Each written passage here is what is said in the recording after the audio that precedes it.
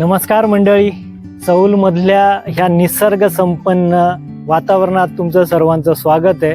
आणि चौलमध्ये मी मुक्कामी आलेलो आहे एका टिपिकल कोकणी होमस्टेमध्ये, शांताई होमस्टे.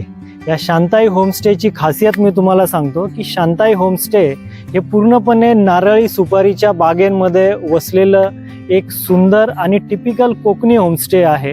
इथं आल्यानंतर तुम्हाला वाडीमध्ये राहायचा फील मिळतो. त्याचबरोबर इथं तुम्हाला आजूबाजूला पक्ष्यांची किलबिलाट, सकाळी इथं मस्तपैकी ब्राईट सनलाईट आहे आणि एका वाडीमध्ये राहिल्याचा आनंद तुम्हाला नक्कीच मिळतो. त्याचबरोबर इथं तुम्हाला नाश्ता आणि जेवण याची सोय तुमच्या चॉईसनुसार इथले ओनर करून देता. आणि इथं AC नॉन AC अशा दोन्ही प्रकारच्या रूम्स कॅटेगरी अवेलेबल आहेत. जेवायचं सांगायला गेलं तर तुमच्या चॉईसनुसार व्हेज, नॉन व्हेज आणि टिपिकल कोकणी पद्धतीचा नाश्ता, घावणे, आंबोळी अशा प्रकारचा नाश्ता तुम्हाला इथं सर्व केला जातो. इथं ग्राउंड फ्लोअरला 3 रूम्स आहेत आणि ह्या तिन्ही रूम्स नॉन AC प्रकारच्या आहेत. आता मी तुम्हाला जरा इथल्या वाडीतला एक फेरफटका मारतो. अलिबाग रेवदंडा ह्या मुख्य रस्त्यावरून तुलाडदेवी चौकातून आत आलो की थोड्याच वेळात आपल्याला शांताई होमस्टे नजरेस पडते. या होमस्टेच्या एंट्रन्समधून आत येताच तुम्हाला संपूर्ण परिसर हा हिरवागार आणि वेगवेगळ्या फुलझाडांनी आकर्षित करतो. शांताई होमस्टे हे एका ट्रेडिशनल कोकणी घराला रिनोव्हेट करून त्यामध्ये सर्व अत्याधुनिक सुखसोयी ह्या उपलब्ध करून देण्यात आलेल्या आहेत. ह्या होमस्टेचे ओनर श्री अनिल नाईक सर यांनी त्यांच्या नारळ सुपारीच्या वाडीला डिस्टर्ब न करता येथेच समोरच किचन कम डायनिंग एरिया बनविलेला आहे. चौल ह्या संपूर्ण गावाला तुम्ही नारळाच्या झाडांचे गाव म्हणू शकता. का तर नजर जिथे जाईल तिथे तुम्हाला फक्त नारळ सुपारीच्या हिरव्या बागाच दिसतात. ह्या होमस्टेचा हा ग्राउंड फ्लोअरचा पोर्शन आहे आणि ह्याच 2 रूम्सच्या समोर इथं त्यांचा किचन अँड डायनिंग एरिया आहे. किचन डायनिंग अत्यंत स्वच्छ ठेवलेलं आहे त्यांनी. डायनिंग एरियामधनं पुढे गेलो की आपल्याला होमस्टेचा अजून एक सुंदर पोर्शन म्हणजे इथली ही नारळाची बाग. सगळीकडे तुम्हाला नारळ सुपारीचे झाडं लागलेले दिसतील आणि त्याच्यामध्ये हा एक सुंदर होमस्टे. आता इथे असलेल्या ग्राउंड फ्लोअरच्या 2 रूम्स बद्दल आपण माहिती घेऊ.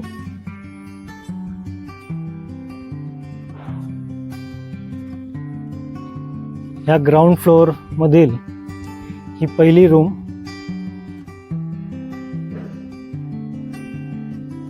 ह्या होमस्टेच्या सर्व रूम बऱ्यापैकी प्रशस्त असून यामध्ये एक मोठा डबल बेड, त्याचबरोबर इथे ACची सोय सुद्धा आहे.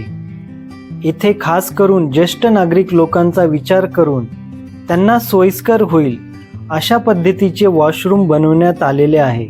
इथे वॉशरूममध्ये तुम्हाला गरम पाण्याची सोय सुद्धा आहे. रूम अत्यंत साफ असून इथे तुम्हाला रूममध्ये एक फॅब्रिक वॉर्डरोब सुद्धा मिळतो, ज्यामध्ये तुम्ही तुमचे कपडे हँग करून व्यवस्थित ठेवू शकतात. आणि इथे तुम्हाला सायकलिंग, वॉकर आणि ग्रुपमध्ये आल्यानंतर प्लेइंग कार्ड्स, चेस आणि ही सेकंड रूम. दोन्ही रूम्समध्ये तुम्हाला hot and cold water 24 hours, वायफायची सुविधा ही मिळते. इथं त्यांनी पर्यटकांसाठी चौलच्या आजूबाजूचे जेवढे टुरिस्ट स्पॉट आहेत त्याबद्दलची माहिती देणारा एक बोर्ड लावलेला आहे. चौलमध्ये तुम्ही आलात, रामेश्वर मंदिर हे अत्यंत बघण्यासारखे आहेत. त्याचबरोबर येथील मुखरी गणेश मंदिर, त्यानंतर रेवदंडाचा समुद्रकिनारी असलेला किल्ला, ही अशी काही प्रसिद्ध पर्यटन स्थळे तुम्ही चौलमध्ये येऊन आणि ह्या शांताई होमस्टेमध्ये राहून या सर्व निसर्ग संपन्न परिसराचा आनंद घेऊ शकता. ह्या होमस्टेच्या बाबत अजून एक गोष्ट प्रामुख्याने सांगावीशी वाटते, ते म्हणजे ह्या होमस्टेचे ओनर श्री अनिल नायक सर आणि त्यांच्या पत्नी यांचं प्रेमाने केलेलं आदरातिथ्य आणि पाहुणचार हे बघून तुम्हाला खरंच कोकणी माणसाचा प्रेमाचा नक्कीच प्रत्यय येईल.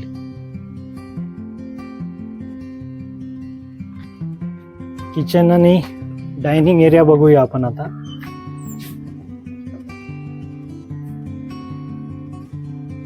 तुमचा डायनिंग एरिया आणि याच्याच बाजूला त्यांचं इथे एक छोटं किचन आहे.